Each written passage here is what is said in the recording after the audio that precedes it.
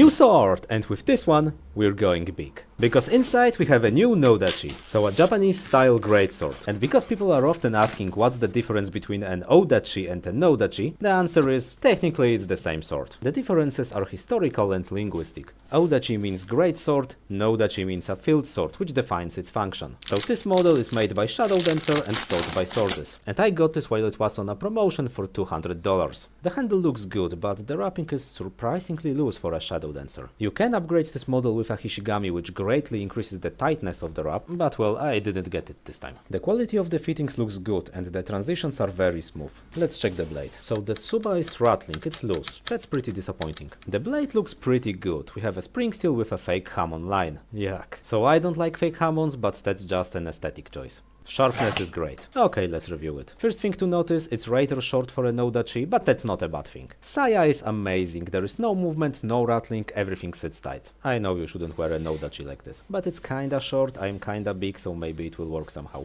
Oh my god. Yeah, not the most graceful thing, but it works. The balance of this sword is great, it feels really good in hands. It moves smooth, a lot better than what I expected to see of a sword of this size. But I do have a problem with keeping the correct edge alignment. It's like handle rotates a bit. But it may be a skill issue. Edge is amazing, this is the level of sharpness I want to see from a brand new Japanese styled sword. I would be impressed with price to quality ratio, but this is annoying, that's very annoying. Something I didn't expect to see from Shadow Dancer. But it's rather easy to fix and I got this sword for like $200, so I like it. Definitely worth the promotion price. Yeah, I just can't say no to a huge Japanese styled sword, even if I have to learn a lot how to actually use it. Okay, so this is how you fix a loose Tsuba. First thing to check is the Mekugi pin, because as the steel wraps and works on it, it can get damaged, especially in shipping. So we are going to use the Uchiko kit. First I will remove the Mekugi. Shadow Dancer uses only one, which is a traditional way. Traditionally Mekugi are placed diagonally, so you have to press the force in a correct way. We are going to use Mekugi Nuki, so the small brass hammer. If the sword is assembled correctly, this process should go smooth. There we go, smooth.